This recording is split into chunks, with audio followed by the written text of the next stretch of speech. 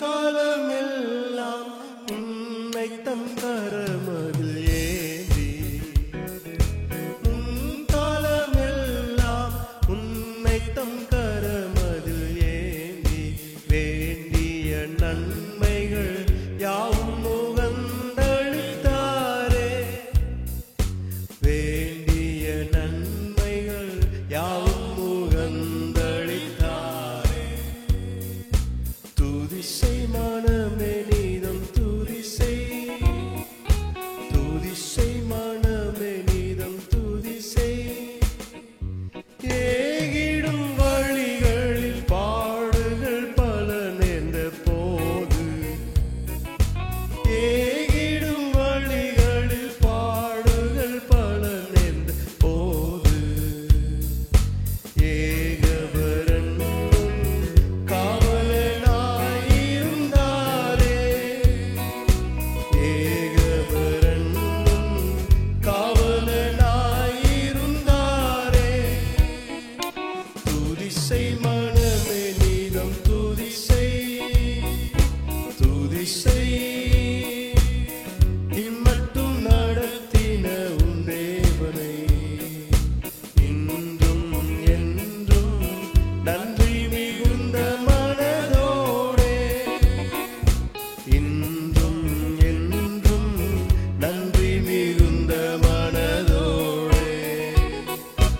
ஏகிடும் வழிகளில் பாடுகள் பல நேர்ந்த போது, ஏகிடும் வழிகளில் பாடுகள் பல நேர்ந்த போது, ஏகபரன் காவலனாயிருந்தாரே, ஏகபரன் காவலனாயிருந்தாரே.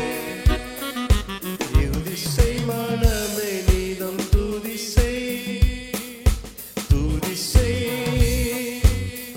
இம்மட்டும் நடத்தின உன் தேவனை இன்றும் என்றும் நன்றி மிகுந்த மனதோடே, இன்றும் என்றும் நன்றி மிகுந்த மனதோடே.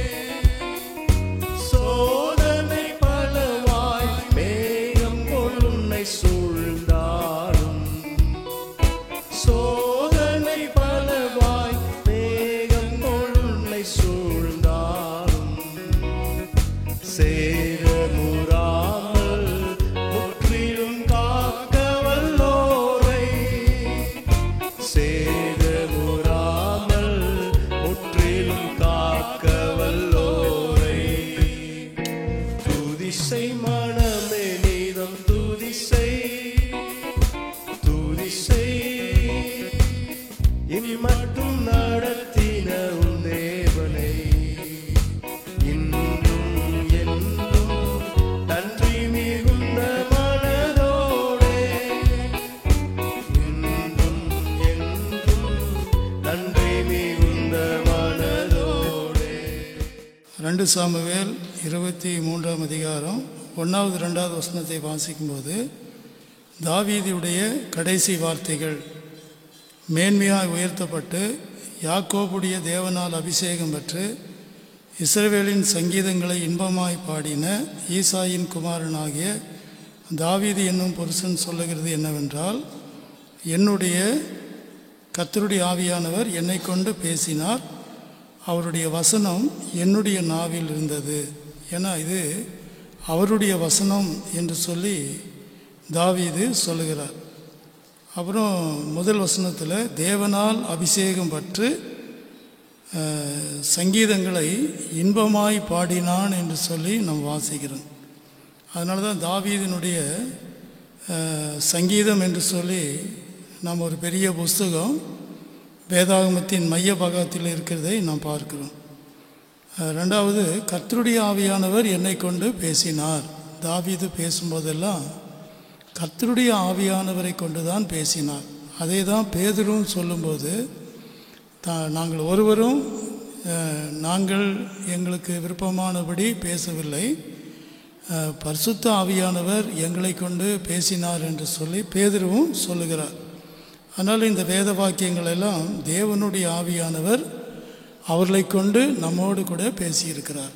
அதனால் இந்த சங்கீதம் தாவீதின் சங்கீதம் என்று சொல்லி நாம் பார்த்தாலும் இது தாவீதின் குமாரனாகிய இயேசு கிறிஸ்துவனுடைய பிந்திய காலத்து நிலைமைகளை விளக்கக்கூடிய ஒரு புஸ்தகமாக இந்த 22ஆம் சங்கீதத்தை நாம் பார்க்கிறோங்க. இதில் என்ன சொல்கிறார் அப்படின்னா, யாரெல்லாம் கர்த்தரை நம்பியிருக்கிறார்களோ அவர்கள் ஒருபோதும் வெட்கப்பட்டு போகிறதில்லை. அதனால் நம்முடைய நம்பிக்கை முழுவதும் தேவன் பேரில் இருக்க வேண்டும் என்று சொல்லி தாவீது சொல்லுகிறார். நம்ம கிறிஸ்மஸில் கூட நாம் பார்க்கும்போது அந்த நட்சத்திரம் நமக்கு நம்பிக்கையின் நட்சத்திரமாக இருந்தது. அது நமக்கு ஒரு பெரிய நம்பிக்கையாக அவர்களுக்கு காணப்பட்டது என்று சொல்லி பார்த்தோங்க. ஆனால் இங்கே கூட பார்க்கும்போது பாருங்கள், யார் தேவனை நம்பியிருக்கிறார்களோ அவர்களுடைய நம்பிக்கையானது ஒருபோதும் வெட்கமடைய போகிறதில்லை. நான் கர்த்தரை நம்புகிற மனுஷன் பாக்கியவான் என்று சொல்லி எரேமியாவும் சொல்லுகிறார். அதனால் நம்முடைய நம்பிக்கை முழுவதும் மாம்சத்தின் பேரில் அல்ல, உலகத்தின் பேரில் அல்ல, நம்முடைய ஞானம் அறிவு என்பதின் பேரிலும் அல்ல, நாம் கர்த்தர் பேரில் நம்பிக்கையாக இருக்க வேண்டும். ஆண்டவரே, நீர்தான் எங்களுடைய நம்பிக்கை. ஏன்னா நம்முடைய காலங்கள் எல்லாம் ஆண்டவருடைய கரத்தில் இருக்கிறது. அவர் தமக்கு சித்தமான யாவற்றையும் நம்முடைய வாழ்க்கையில் அவர் நிறைவேற்றுகிற தேவனாக இருக்கிறார்.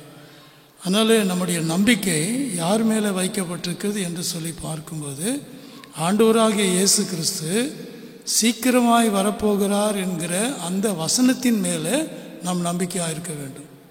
அவர் எப்போ வருவார்னு நமக்கு தெரியாது. ஆனால் அவருடைய வருகை வெகு சமீபமாக இருக்கிறது. ஒருவேளை நடுராத்திரியில் வருவாரோ, சேவல் கூவும் நேரத்தில் வருவாரோ எங்களுக்கு தெரியாது. ஆனாலும் நீங்கள் விழித்திருங்கள் என்று சொல்லி தேவனுடைய ஆவியானவர் தேவனுடைய பரிசுத்தவான்களை கொண்டு பேசி அதை நமக்கு வெளிப்படுத்தி இருக்கிறார். அதனால் நம்முடைய நம்பிக்கை என்ன என்றால், ஆண்டவராக இயேசு கிறிஸ்து எப்பொழுது வருவார் என்று நமக்கு தெரியாது. ஆனால் அவர் நிச்சயமாய் வருவார். அவர் நிச்சயமாய் வருவார். ஆகவே கர்த்தர் மேலே நம்பிக்கையாக இருக்கிற நானும் நீங்களும் சரி, நாம் எப்படி இருக்க வேண்டும் என்று சொல்லி அது பிந்தின வசனத்தில் சொல்கிறார் பாருங்க. நானும் ஒரு புழு, மனுஷன் அல்ல, மனுஷரால் நிந்திக்கப்பட்டும் ஜனங்களால் அவமதிக்கப்பட்டும் இருக்கிறேன். ஆண்டவருடைய வருகையை எதிர்நோக்கி காத்து கொண்டிருக்கிறவர்கள் எப்படிப்பட்டவர்களாக இருக்க வேண்டும் என்று சொல்லுகிறார். நானோ ஒரு புழு அப்படிங்கிறார். நான் மனுஷன் அல்ல. நான் யார் தெரியுமா அப்படின்னு நாம் சொல்லுவோம். ஆனால் புழு அப்படி அல்லங்க. புழுவை நாம் மிதித்தா கூட அது நெளிஞ்சிட்டே போயிடுது, எதிர்த்து பேசுறது கிடையாதுங்க. ஆனால் நான் ஒரு புழு என்று சொல்லுகிறார். இதில் 2 புழு இருக்குதுன்னு சொல்லி நாம் பார்க்குறோங்க. ஒரு புழு எது அப்படின்னா, அக்னியும் கந்தகமும் எரிகிற கடலில் காணப்படுகிற புழு. அந்த புழு அக்னி அவியாத புழு சாகாது. அப்போ அக்னியில் ஒரு புழு இருக்கிறது. அந்த புழு என்ன ஆகுது பாருங்கள், சாகவே சாகாது. ஆனால் இந்த புழு வித்தியாசமானது.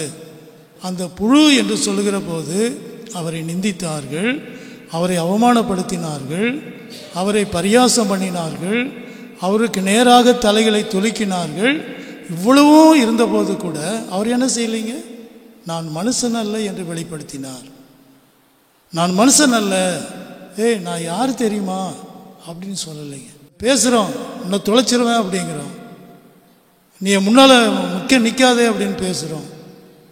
அப்புறம் நம்ம பரியாசம் பண்ணுறாங்க, நம்ம நிந்திக்கிறாங்க, அவமானப்படுத்துகிறாங்க. இத்தனையும் சகித்து கொண்டவர் தான் புழு. ஏன்னா அக்னி அவியாத புழு சாகாது என்று சொல்லும்போது அந்த புழு எதை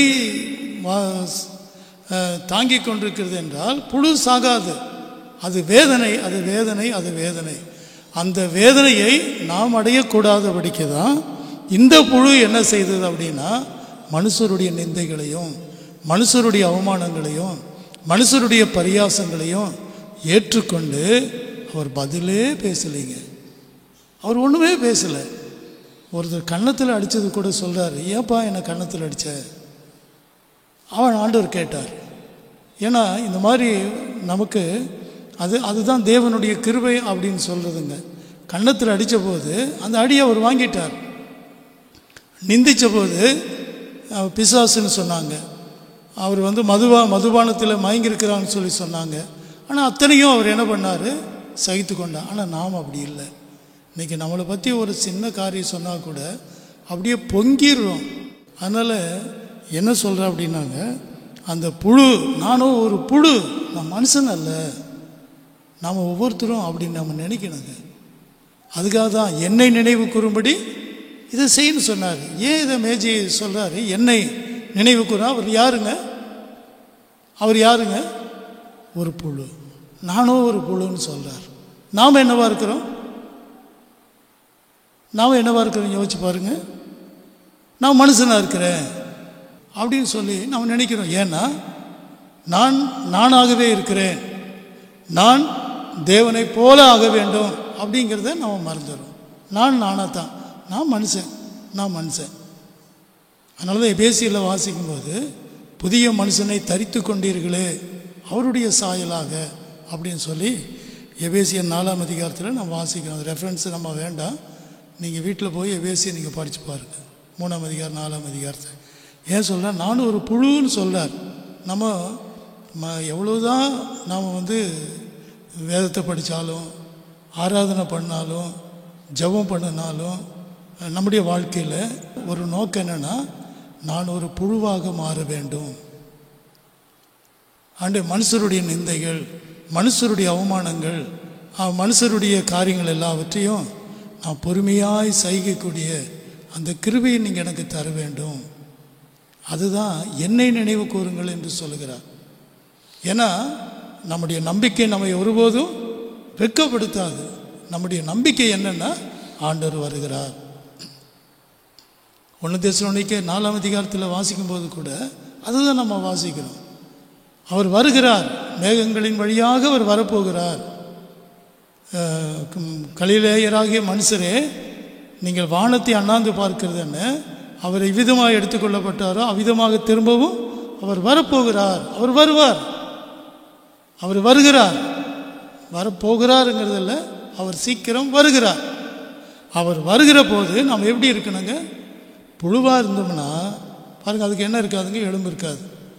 நம்ம புழுவாக இருந்தோம்னா ஒரு நிமிஷத்தில் அவருடைய சரீரமாக அவருடைய மகிமையை நாம் பெற்றுக்கொள்ள போகிறோம். அதனால் இந்த தாவீது என்ன சொல்கிறாருன்னா, என்னுடைய நாவிலே அவருடைய வசனம் இருந்தது, அதை இன்பமாய் பாடின ஈசாயின் குமாரனாகிய தாவீதினுடைய வசனம் என்று சொல்லி வாசிக்கிறோம். கடைசி நாட்களில் தாவீது கடைசி நாட்களில் அவர் பாடின சங்கீதங்கள்.